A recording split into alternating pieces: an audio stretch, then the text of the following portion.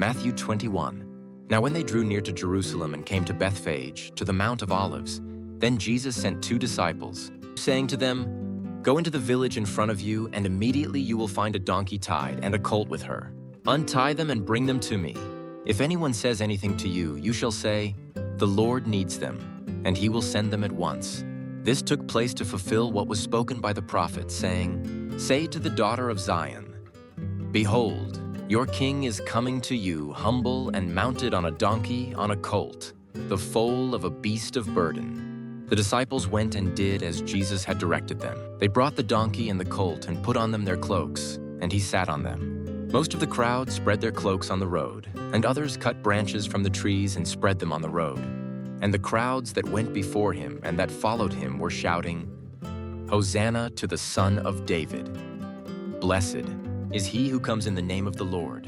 Hosanna in the highest." And when he entered Jerusalem, the whole city was stirred up, saying, "Who is this?" And the crowd said, "This is the prophet Jesus, from Nazareth of Galilee." And Jesus entered the temple and drove out all who sold and bought in the temple.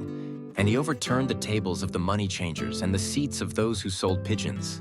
He said to them, "It is written, 'My house shall be called a house of prayer,' but you make it a den of robbers." And the blind and the lame came to him in the temple, and he healed them. But when the chief priests and the scribes saw the wonderful things that he did, and the children crying out in the temple, "Hosanna to the Son of David," they were indignant, and they said to him, "Do you hear what these are saying?" And Jesus said to them, "Yes. Have you never read, 'Out of the mouth of infants and nursing babies you have prepared praise'?" And leaving them, he went out of the city to Bethany and lodged there. In the morning, as he was returning to the city, he became hungry. And seeing a fig tree by the wayside, he went to it and found nothing on it but only leaves. And he said to it, "May no fruit ever come from you again." And the fig tree withered at once. When the disciples saw it, they marveled, saying, "How did the fig tree wither at once?" And Jesus answered them, "Truly I say to you, if you have faith and do not doubt, you will not only do what has been done to the fig tree, but even if you say to this mountain, 'Be taken up and thrown into the sea,' it will happen. And whatever you ask in prayer, you will receive, if you have faith." And when he entered the temple, the chief priests and the elders of the people came up to him as he was teaching and said, "By what authority are you doing these things? And who gave you this authority?" Jesus answered them, "I also will ask you one question, and if you tell me the answer, then I also will tell you by what authority I do these things. The baptism of John, from where did it come? From heaven or from man?" And they discussed it among themselves, saying, "If we say, 'From heaven,' he will say to us, 'Why then did you not believe him?' But if we say, 'From man,' we are afraid of the crowd, for they all hold that John was a prophet." So they answered Jesus, "We do not know." And he said to them, "Neither will I tell you by what authority I do these things.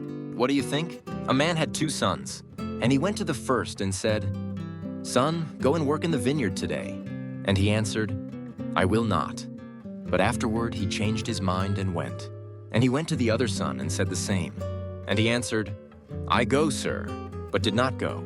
Which of the 2 did the will of his father?" They said, "The first." Jesus said to them, "Truly I say to you, the tax collectors and the prostitutes go into the kingdom of God before you. For John came to you in the way of righteousness, and you did not believe him. But the tax collectors and the prostitutes believed him. And even when you saw it, you did not afterward change your minds and believe him." Hear another parable. There was a master of a house who planted a vineyard and put a fence around it and dug a winepress in it, and built a tower and leased it to tenants, and went into another country. When the season for fruit drew near, he sent his servants to the tenants to get his fruit. And the tenants took his servants and beat one, killed another, and stoned another. Again he sent other servants, more than the first, and they did the same to them. Finally he sent his son to them, saying, "They will respect my son." But when the tenants saw the son, they said to themselves, "This is the heir. Come, let us kill him and have his inheritance." And they took him and threw him out of the vineyard and killed him. When therefore the owner of the vineyard comes, what will he do to those tenants? They said to him, "He will put those wretches to a miserable death, and let out the vineyard to other tenants who will give him the fruits in their seasons." Jesus said to them, "Have you never read in the Scriptures? The stone that the builders rejected has become the cornerstone. This was the Lord's doing, and it is marvelous in our eyes.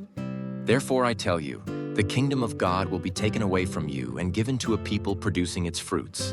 And the one who falls on this stone will be broken to pieces, and when it falls on anyone, it will crush him." When the chief priests and the Pharisees heard his parables, they perceived that he was speaking about them. And although they were seeking to arrest him, they feared the crowds, because they held him to be a prophet. Matthew 22. And again, Jesus spoke to them in parables, saying, "The kingdom of heaven may be compared to a king who gave a wedding feast for his son, and sent his servants to call those who were invited to the wedding feast, but they would not come. Again, he sent other servants, saying, 'Tell those who are invited, see, I have prepared my dinner. My oxen and my fat calves have been slaughtered, and everything is ready. Come to the wedding feast.'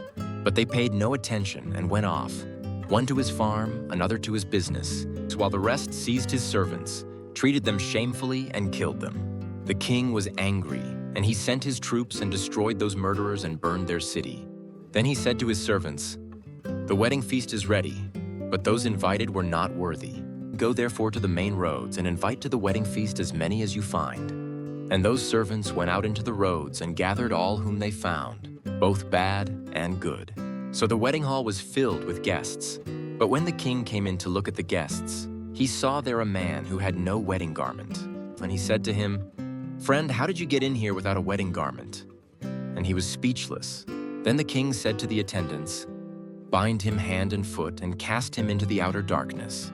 In that place there will be weeping and gnashing of teeth, for many are called, but few are chosen.' Then the Pharisees went and plotted how to entangle him in his words.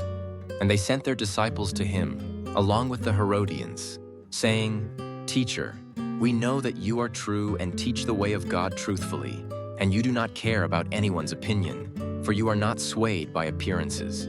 Tell us then what you think. Is it lawful to pay taxes to Caesar or not?' But Jesus, aware of their malice, said, 'Why put me to the test, you hypocrites? Show me the coin for the tax.' And they brought him a denarius.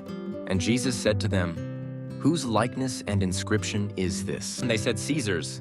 Then he said to them, 'Therefore render to Caesar the things that are Caesar's, and to God the things that are God's.' When they heard it, they marveled. And they left him and went away. The same day Sadducees came to him, who say that there is no resurrection. And they asked him a question, saying, 'Teacher, Moses said, if a man dies having no children, his brother must marry the widow and raise up offspring for his brother. Now there were 7 brothers among us. The first married and died, and having no offspring left his wife to his brother.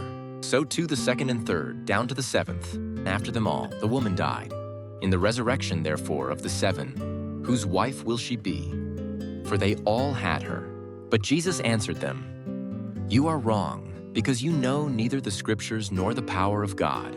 For in the resurrection they neither marry nor are given in marriage, but are like angels in heaven. And as for the resurrection of the dead, have you not read what was said to you by God?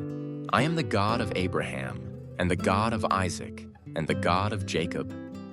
He is not God of the dead, but of the living.' And when the crowd heard it, they were astonished at his teaching. But when the Pharisees heard that he had silenced the Sadducees, they gathered together. And one of them, a lawyer, asked him a question to test him. 'Teacher, which is the great commandment in the law?' And he said to him, 'You shall love the Lord your God with all your heart, and with all your soul, and with all your mind. This is the great and first commandment. And a second is like it.